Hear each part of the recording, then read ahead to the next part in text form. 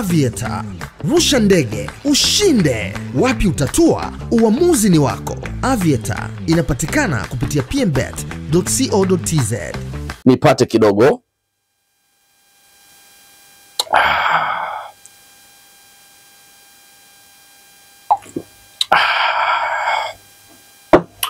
Yes, nimeona na mimi nipate leo kidogo, maana sio kwa story hizi ambazo naenda kujuza. Taarifa ambazo zimenifikia na tayari taarifa imeshaenea kwenye mitandao ya kijamii.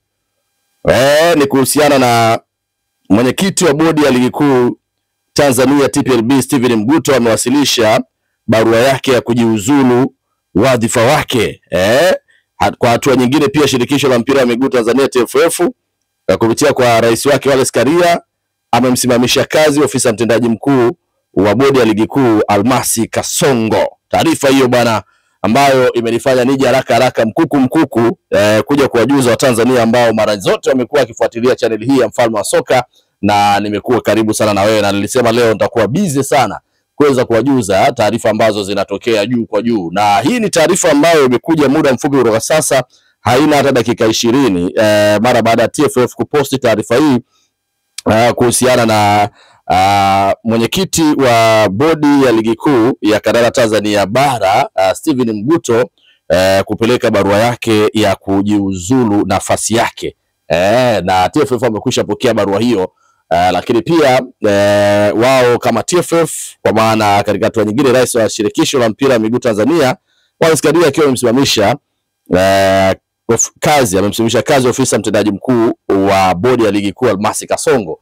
Hii of course ni taarifa ambayo ilikuwa inasubiriwa kwa hamu mara baada ya hiki kutokea leo, na kama ambavyo nilifuatilia kipindi ambacho leo nilikifanya, nilizungumzia hilo nikasema kama itatokea mechi kati ya Simba na Yanga Juni 15 ikasogezwa mbele, basi moja kwa moja CEO wa bodi ya ligi pamoja na Almasi Kasongo, kwa maana Almasi Kasongo awajibike, lakini pia Steven Mguto pia awajibike. Sasa Almasi Kasongo yeye ni mwajiriwa kupitia shirikisho la mpira wa miguu Tanzania TFF, kwa maana yeye ni mtendaji mkuu wa bodi ya ligi, lakini yeye anasimamishwa na TFF kwa sababu TFF wao ndo wamemwajiri. Lakini wakati huo Mguto yeye amewasilisha barua yake ya kujiuzulu wadhifa wake kwa sababu yeye amechaguliwa na wanachama, amechaguliwa na vilabu, unaona vilabu vya ligi kuu, lakini pia na vile vingine ambao vinashiriki ligi yetu. Kwa hiyo mambo yamekuwa hivyo, na taarifa hivyo moshi mweusi hatimaye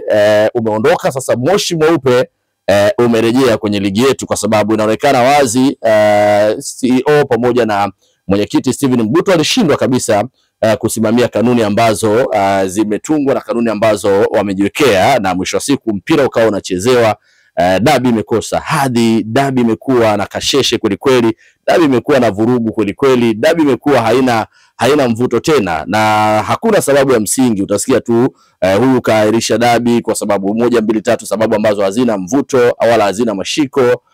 Huyu naye anawatishia bodi ya ligi anaonekana hawana nguvu, mwisho wa siku wanaziacha kanuni, wanataka busara. Kwa hiyo mambo yote yale yaliyotokea hatimaye kikomo chake kimefika leo, na hatimaye bodi ya ligi sasa kupitia kwa TFF wao wameona wazi waweze kuangalia utaratibu mwingine, na alichokifanya amefanya maamuzi mzuri sana Almasi Kasongo pamoja na Steven Mguto, ambaye Mguto yeye ndio mwenyekiti wa bodi ya ligi kuu. Amefanya kitu cha maana sana kuweza kuchukua hiyo hatua, kwa sababu hapo amechukua hatua kubwa, na moja kwa moja sasa TFF wao ndo wataona wanamtafuta nani awe caretaker kipindi hiki kuelekea kumaliza ligi kuu ya kandanda Tanzania bara. Hili jambo nilikuwa najua lazima litaondoka na watu, yani mara baada tu ya kutokea songo mbingo, vuta ni kuvute ya kutosha, dabi inachezwa haichezwi, mambo gani yanatokea yatokei, lakini hatimaye mpira umeshinda. Na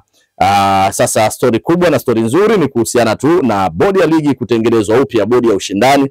Kinakacho kuja kutokea kwa sasa ni viongozi wa bodi ya ligi ambao wanapaswa kutafutwa mara baada ya hiki kikombe ambacho kimekwisha dondoka na kupasuka. Sasa moshi mweupe umetanda mara baada ya moshi mweusi kukaa kwa muda mrefu, na wamefanya kazi nzuri. Steven Mguto amefanya kazi nzuri.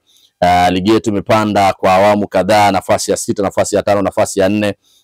akiwa kama mwenyekiti wa bodi ya ligi, na tumeona vilabu vya Simba, Yanga vimefika hatua kubwa hadi hatua ya fainali ya michuano ya kimataifa kombe la shirikisho barani Afrika.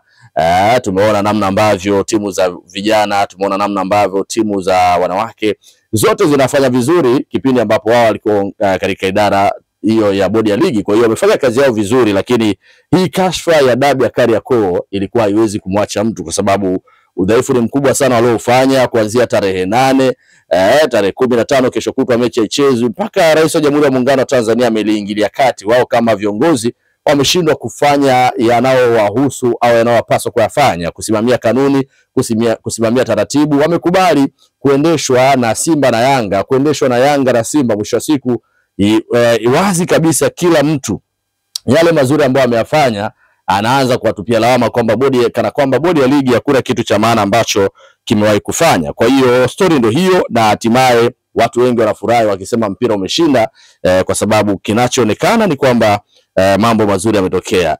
Dina, mimi habari mpya, umesikia habari mpya?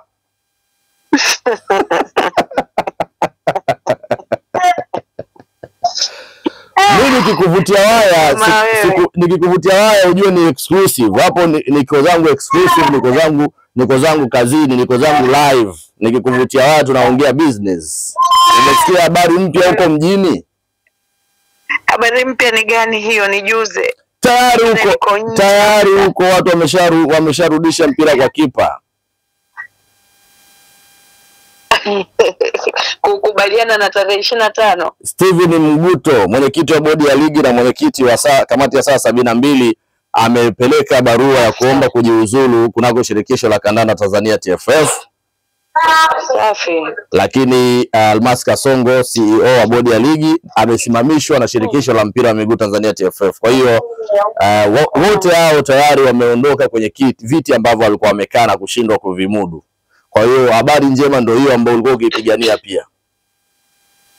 Ni kweli hiyo ni habari njema kwa namna moja au nyingine, lakini baada ya kupata habari hiyo njema kwa namna moja au nyingine, je, tumeshatatua matatizo? Tuna uhakika yamekwisha baada ya kufanya hayo? Walikuwa ni hao tu? Na je, wakati sahihi ulikuwa ni sasa? Timing. Ni hatua nzuri, ni mwanzo mzuri, lakini wametosha au tu ndo walikuwa wanafanya hayo maamuzi? Walikuwa ni wao wawili tu ndo walikuwa final. Matumaini yangu, mategemeo yangu ni viongozi wote, hizi issues zikitokea zinapita wapi? Je, bodi ya ligi huwa wanafanya maamuzi peke yao bila kushirikiana labda na TFF? Okay. Yeah. Je, kwenye hiyo crew ya hao viongozi wanaofanya maamuzi ni hao wawili tu? Yeah. Kwa hiyo ni mwanzo mzuri, lakini nafikiri they need to think enough. They have to think out of the box. Kwa hiyo nataka wafutwe wote wa ofisi ile ibaki yenyewe, waliokuwa wanahusika na maamuzi wote. Mbuzi wa kafara ni nani? Sio swala la ofisi, sio swala la ofisi tu kubaki peke yake ama nini. No, lakini brother, it's hard. Mambo ni mengi yani. Mambo ni mengi. Waliokuwa wanapaswa kusimamia hizo kanuni na kuzitekeleza ndio wao wamechukuliwa hatua, na kwanza aliopeleka barua kujiuzulu ni mwenyekiti Steven Mguto, ambaye yeye ndio mwenyekiti wa kamati ya saa 72, ambaye changamoto zote za kuanzia tarehe 8 na nini, hata kama kuna changamoto nyingine, yeye ndio alikuwa anafanya acceptance, lakini pia alishindwa kumudu hiyo, na akashindwa kumudu hiyo pressure. Tarehe 15 ya dabi pake na haribika, there is no anything ambacho amekitanabaisha, hamna chochote cha maana ambacho amekifanya, mpaka sauti ya juu inasikika. Lakini pia Almas Kasongo ni CEO wa bodi ya ligi, naye kama CEO ameshindwa kuhandle hizo situations katika nafasi ambayo anayo, kwa sababu wao wamehold hizo kanuni zote na wameshindwa kuzifanyia kazi. Sasa wao ndio wako top kwenye bodi ya ligi. naomba nikuulize, naomba ni point of interruption. Hawa watu wote hawa wakishindwa kufanya maamuzi, wanatakiwa wapeleke wapi baada ya hapo? TFF. Walipeleka, hawakupeleka? We don't know. Yeah. TFF waliyapokea, hawakuyapokea. Kwa hawakutakiwa kwenda peke yao. Kama tuna viongozi wa bodi ya ligi, tuna viongozi wa TFF, lakini Mheshimiwa Rais ana kazi nyingi za taifa hili, na sasa tuko kwenye uchaguzi, ni mwaka wa uchaguzi, na siku zote tunaimba kwamba okay, mpira wetu usichanganywe na siasa. Tumeona hata juzi wakati natokea issue ya Simba kucheza na Berkane, ilipotokea zoezi la uwanja, issue ya uwanja kuhamishwa kupelekwa Amani. Alichokifanya Mheshimiwa Rais, kwa sababu serikali ndio iliyokuwa inafanya matengenezo ya ule uwanja chini ya Wizara ya Michezo, habari, utamaduni na michezo, alimtuma waziri wake mkuu Mheshimiwa Kassim Majaliwa kwenda kuangalia ule uwanja ukoje na kutoa tamko kwamba sisi kama serikali ambao tunafanya matengenezo ya uwanja huu uko vizuri. Lakini hatuwezi kuingilia zaidi maamuzi ya TFF na bodi ya ligi. Huko hatufiki. Lakini viongozi wetu walishindwa kusimamia hata kauli ya Mheshimiwa Rais kukomaa kwamba uwanja wetu uko vizuri na ndio uwanja namba 1 ambao tulipropose kwa ajili ya kuchezea dabi.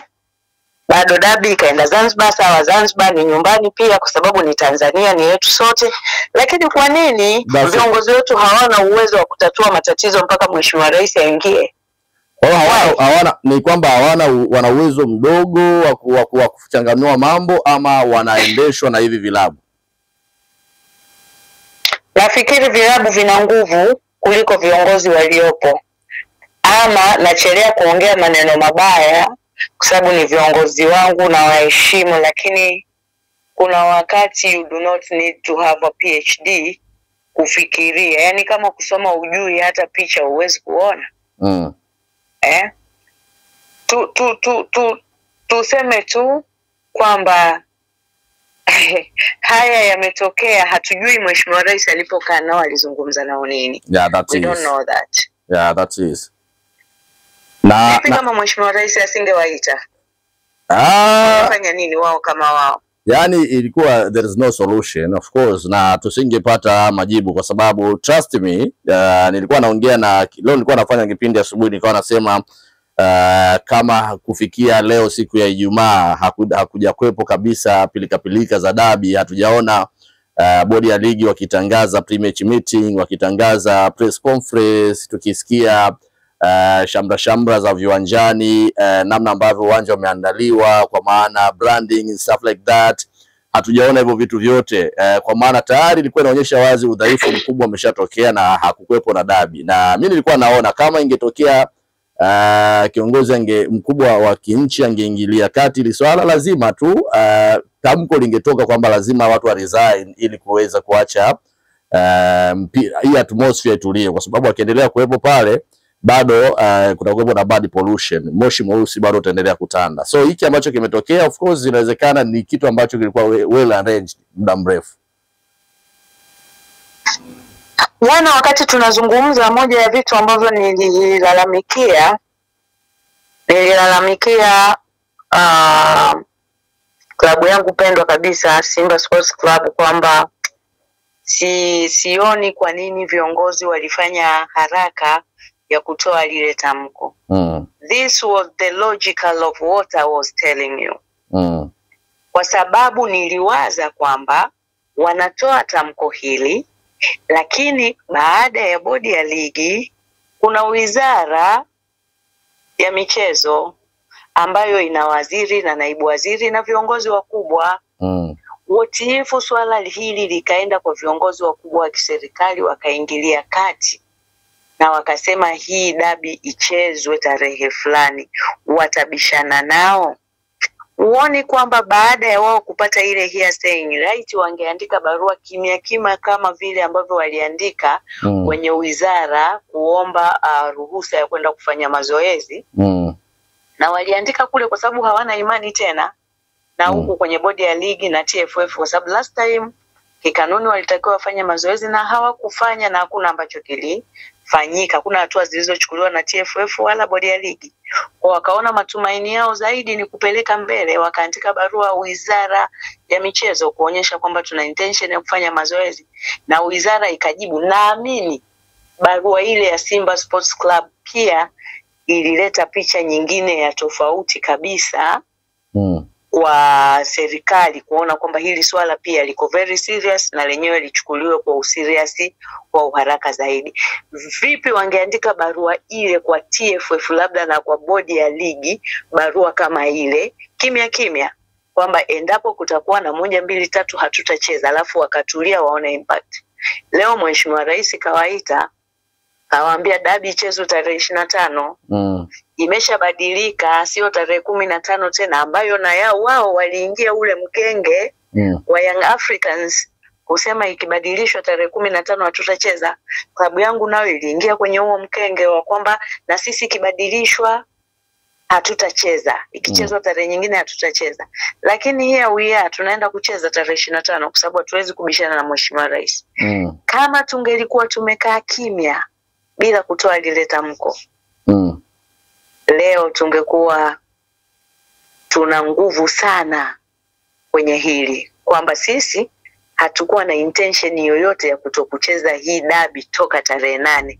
Tulikuwa tunazuiwa, lakini sisi tulimeingia kwenye huo mkenge. Sisi tulishasema pia tofauti na tarehe 8 hatutacheza, na Jumapili tutaenda kufanya mazoezi. Vipi, tunaenda kucheza au tunapeleka timu kwenye mazoezi kesho Jumamosi? Si timu yako, labda na wewe pia unafahamu muda wa kwenda kwenye mazoezi jamani. Tunajiuliza, ndio sababu nimesema tuna nikiwemo na mimi. Ikikosea klabu yangu na mimi nimekosea. Sawa. Lakini kwa hiyo weledi wa viongozi ni muhimu sana, kufikiria mapema, kuwa na uwezo mkubwa wa kufanya maamuzi ya busara kwa haraka. They were right kwa sababu shindwa kusimamia utaratibu, kwa sababu bodi ya ligi ndio wanaongoza vilabu vyote na mambo kama hayo. Lakini when it is come bodi ya ligi wakishindwa mahali kutatua changamoto kwa hawa vigogo wawili, majiant hawa wawili wakubwa waliozaliwa muda mrefu kabisa, wanaopaswa wanaodeserve kuweza kuhold hizo temper na mambo kama hayo ni TFF. Lakini TFF wao hawajazungumza chochote, hawajahoji chochote, hawajaonyesha msimamo wao na hawajaonyesha ukubwa wao katika hili. Sasa wao sasa hivi wanachukua jukumu la kusimamisha viongozi kazi. Mfano kama nani huyu Kasongo amesimamishwa kazi, ni CEO, lakini pia Mguto amepeleka barua kujiuzuru. Wao wanapaswa vipi kuendelea kubaki na wakati kuna namna ambavyo hawajafanya majukumu yao vipasavyo? Haswa hayo ni maswali mengi ambayo tunapaswa kujiuliza. Sheria zinafuatwa wapi? Kwa sababu kanuni za, nakumbuka kuna kanuni ya ligi kuu ya 2024 ilikuwa inatoa uelekeo wa lengo la kanuni. Yani lengo la kanuni na sheria ambazo zipo ilikuwa inasema lengo kuu la kuboresha kanuni hizo kila wakati ilikuwa ni kuhakikisha kwamba ligi kuu inakuwa yenye nguvu zaidi. Lakini pia inakuwa ligi kuu ambayo inaweza kuleta ushindani wenye tija kwa timu zinazoshiriki. Na pia kutoa burudani zaidi kwa watazamaji. Na wakaongeza kwamba, kama nakumbuka vizuri, kwamba hii inasaidia kwa kufanya vizuri inakuwa inasaidia kuvutia wadhamini zaidi kwa ajili ya kudhamini timu nyingine ambazo hazina udhamini. Na kwa upande mwingine inakuwa ni ligi yenye wachezaji bora, wanaunda timu bora, uongozi bora. Lakini zile kanuni pia zilikuwa zinaelezea mwelekeo mzima wa TFF ni upi. TFF inatakiwa itoe maagizo gani kwenye kila klabu na kwa wajumbe. Ndio. Maelekezo mengi yanatoka TFF. Yaani my brother, mimi huwa napata shida kwa sababu moja, kila kitu kiko kwenye maandishi. Mbongo bwana, Mbongo ukitaka hela yako iwe salama ifishe kwenye kitabu.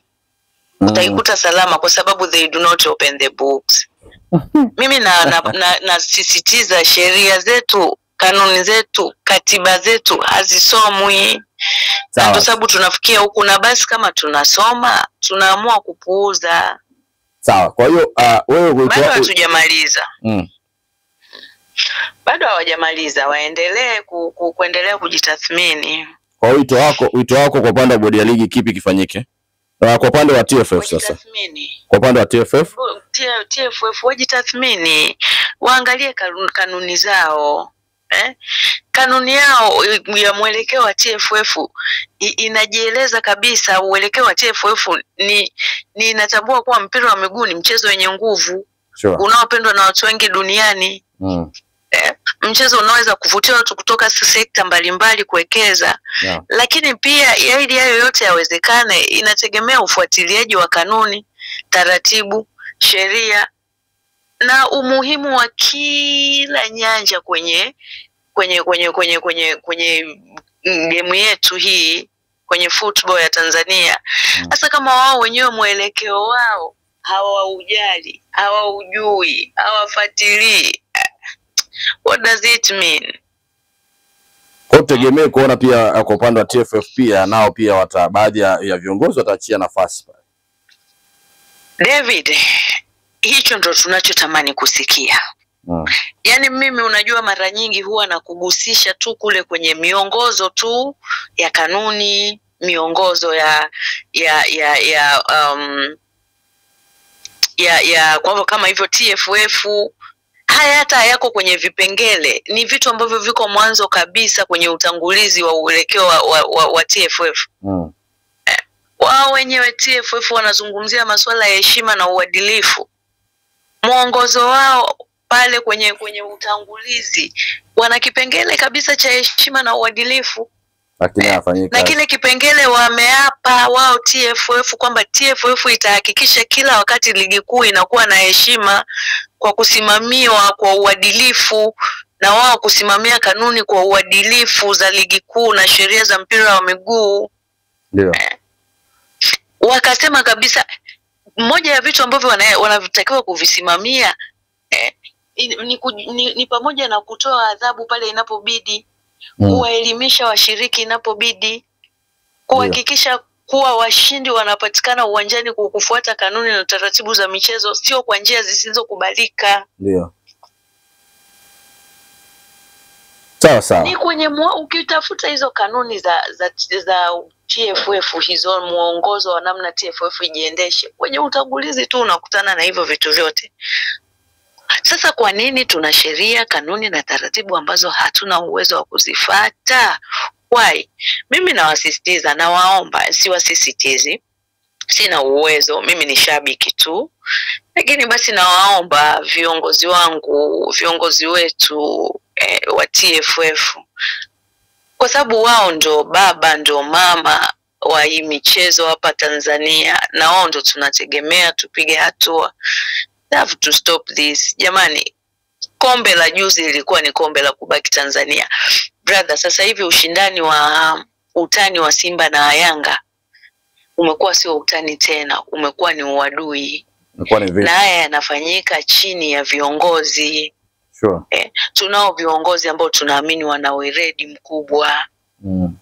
Lakini trust me, they don't do it kwa maslahi ya football. Wanafanya kwa maslahi yao binafsi. Kabisa. Hawakemei, they do not take serious on what is going on. Juzi tulikuwa na nafasi kubwa sana kombe kubaki la shirikisho kubaki Tanzania. watu hawajapambania. Lakini ukisikiliza here sayings zilizopo, ukiangalia matukio, saa nyingine unasema aibu naona mimi. Hivi wewe ni kiongozi kweli? Hivi do you have any guts to stand and are proud kwamba you are a leader? Shame on us Tanzania. Sure. Thank you. Nashukuru sana pia kwa muda wako na nakutakia pia usiku mwema. Tuendelee kusikilizia, wanasema Wachaga kwamba tuendelee kula nyama mtori uko chini. Kuna wakati mwingine unaweza ukaambiwa huu mtori una nyama, alafu ukagonga chini kule ukakutana na fupa moja. Ngoja tusubiri. Nikutakie jioni njema. Asante sana. Aviator, rusha ndege, ushinde. Wapi utatua? Uamuzi ni wako. Aviator inapatikana kupitia pmbet.co.tz.